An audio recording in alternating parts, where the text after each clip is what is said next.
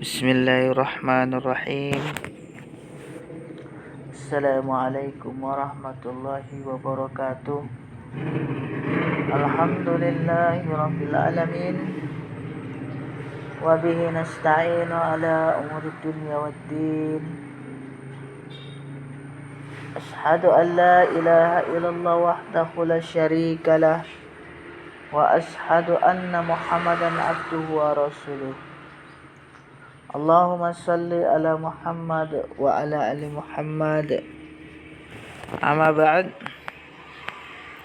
Ikhwani fiddin rahimani wa rahimakumullah. Pada kesempatan kali ini kita lanjutkan pembahasan Kitabut Tauhid,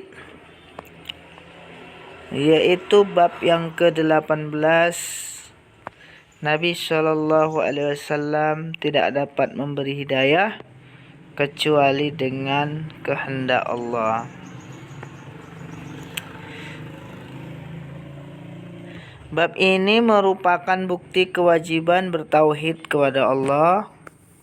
Karena apabila Nabi SAW sebagai makhluk termulia dan yang paling tinggi kedudukannya di sisi Allah, tidak dapat memberi hidayah bagi siapa yang beliau inginkan, maka tiada sembahan yang hak melainkan Allah yang memberi hidayah bagi siapa saja yang Dia kehendaki. Jadi wajib bagi kita untuk meyakini bahwasannya tidak ada yang dapat memberi hidayah kecuali hanya Allah Subhanahu wa taala. Bahkan Nabi SAW sendiri pun sebagai makhluk yang paling mulia di sisi Allah Subhanahu wa taala tidak dapat memberi hidayah kecuali dengan kehendak Allah Subhanahu wa taala. Hal ini sebagaimana firman Allah Subhanahu wa taala, a'udzubillahi minasyaitonirrajim, innaka latahdi man ahbabta. Sesungguhnya kamu wahai Nabi Muhammad tidak dapat memberi petunjuk kepada orang yang kamu cintai. Walakin Allah yahdi may yasha. Akan tetapi Allah yang memberi petunjuk kepada siapa yang Dia kehendaki. Wa huwa a'lamu bil muhtadin. Dan Dia, yaitu Allah, lebih mengetahui orang-orang yang mau menerima petunjuk. Quran surah Al-Qasas ayat 56.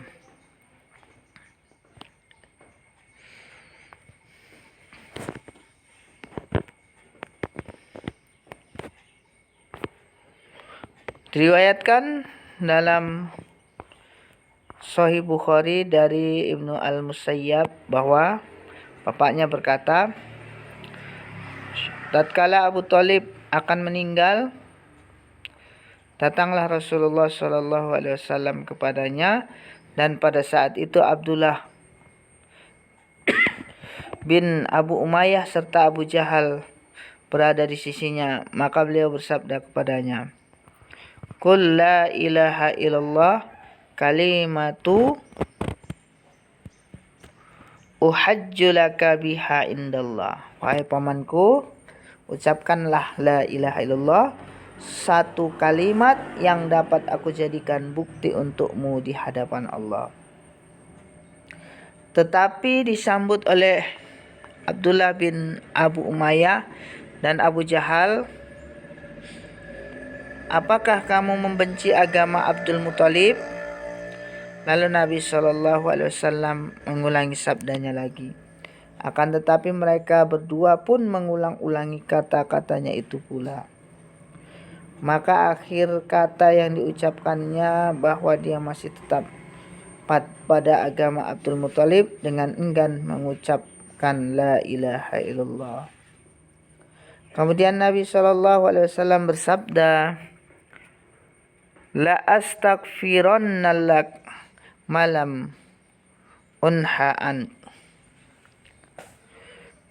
Sesungguhnya aku akan memintakan ampunan untukmu selama aku tidak dilarang.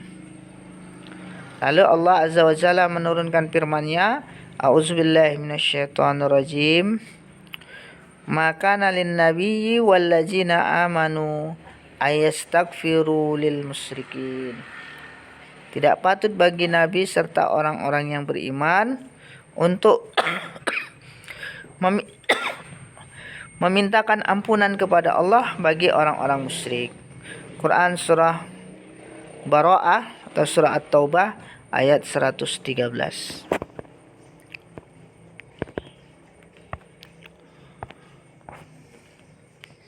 Dan mengenai Abu Talib, Allah menurunkan firman-Nya. A'udzubillahi minasyaitonirrajim. Innaka latahdi man ahbabta walakinnallaha yahdi man yasha. Sesungguhnya kamu, yaitu Nabi Muhammad, tidak akan dapat memberi petunjuk kepada orang yang kamu kasihi, tetapi Allah lah yang memberi petunjuk kepada siapa saja yang dikehendakinya. Adapun kandungan bab ini, yang pertama tafsiran ayat, yaitu sesungguhnya kamu Muhammad tidak akan dapat memberi petunjuk kepada orang yang kamu kasihi. Yaitu maksudnya bahwasannya sebab turun ayat ini adalah dikarenakan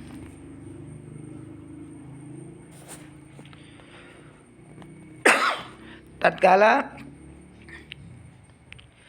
paman Nabi Muhammad yaitu Abu Talib enggan mengucapkan kalimat La ilaha illallah di akhir hayatnya.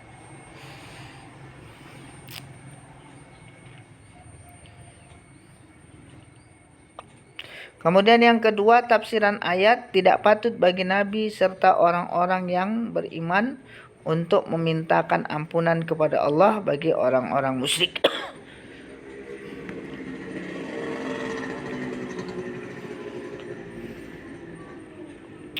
Ayat ini menunjukkan bahwa haram hukumnya memintakan ampunan bagi orang-orang musyrik, dan haram pula berwala atau mencintai, memihak dan membela kepada mereka.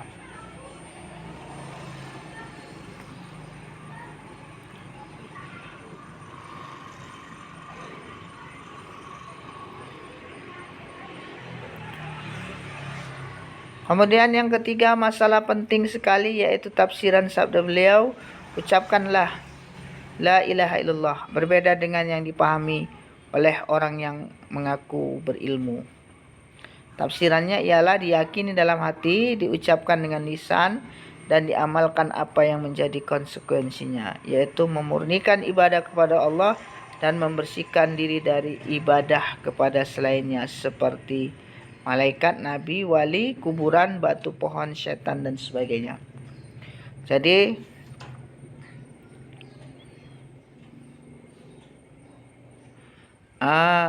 seseorang yang mengucapkan kalimat La ilaha illallah itu adalah diucapkan dengan lisan, diamalkan oleh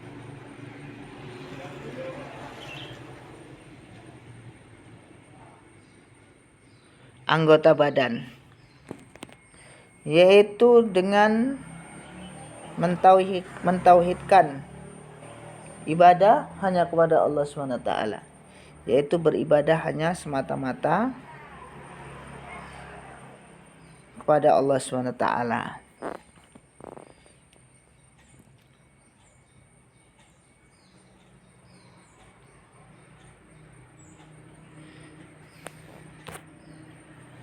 Kemudian yang keempat, Abu Jahal dan kawan-kawannya mengerti maksud Nabi SAW tatkala beliau masuk dan bersabda kepada pamannya, ucapkan La ilaha illallah. Karena itu celakalah orang yang kalah pengertiannya dengan Abu Jahal tentang asas utama Islam.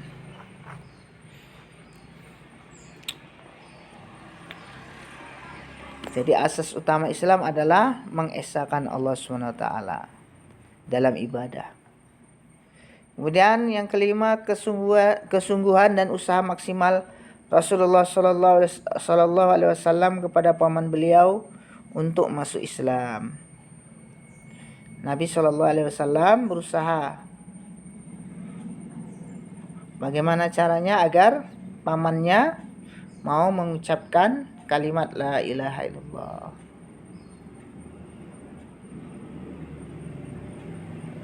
Meskipun hidayah itu di tangan Allah, tapi kita harus berusaha. Kemudian yang keenam, bantahan terhadap orang yang mengatakan bahwa Abdul Muthalib dan leluhurnya menganut Islam.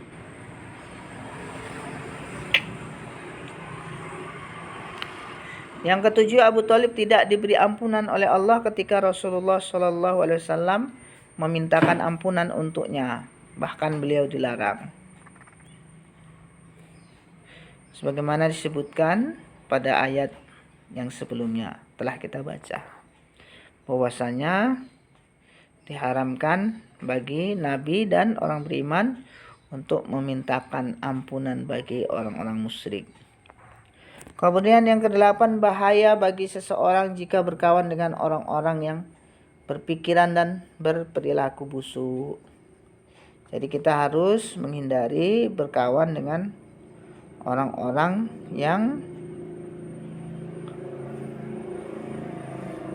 mempunyai pemikiran yang menyimpang dan selalu berbuat keburukan. Yang kesembilan, bahaya mengagung-agungkan leluhur dan orang-orang terkemuka.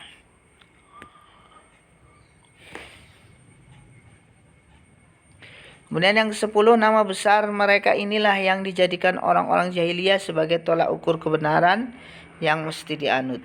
11, hadis tersebut mengandung suatu bukti bahwa amal seseorang dilihat dari akhir hidupnya, sebab seandainya Abu Thalib mau mengucapkan kalimat syahadat, niscaya akan berguna bagi dirinya di hadapan Allah. Kemudian yang ke-12, perlu direnungkan betapa beratnya hati orang-orang tersesat itu untuk menerima kalimat tauhid karena dianggap sebagai sesuatu yang tidak bisa diterima oleh akal pikiran mereka. Sebab dalam kisah tadi disebutkan bahwa mereka tidak menyerang Abu Thalib kecuali supaya menolak untuk mengucapkan kalimat tauhid. Padahal Nabi Shallallahu Alaihi Wasallam telah berusaha semaksimal mungkin dan berulang kali memintanya untuk mengucapkannya. Oleh karena kalimat tauhid itu sudah jelas maknanya dan besar konsekuensinya menurut mereka, maka cukuplah bagi mereka dengan menolak untuk mengucapkannya. Ikhwani fiddin rahimani wa rahimakumullah. Adapun faedah yang dapat kita ambil dari pembahasan ini adalah kita bersyukur kepada Allah SWT atas hidayah, iman dan Islam yang Allah berikan kepada kita. Dan kita memohon kepada Allah SWT agar diberi keistiqomahan dalam memegang iman dan Islam, yaitu dengan selalu berdoa dengan doa ya muqallibal qulub sabit qalbi ala dinik. Ya Allah yang membolak-balikkan hati, tetapkanlah hati kami di atas agamamu. Kemudian meskipun hidayah itu adalah di tangan Allah SWT, tetapi kita juga harus berusaha untuk menjadi asbab hidayah bagi diri kita dan orang lain. Demikian, mudah-mudahan bermanfaat. Wallahu taala alam. Subhanakallahumma wa bihamdika asyhadu an la ilaha illa anta astaghfiruka wa atubu ilaik. Assalamualaikum warahmatullahi wabarakatuh.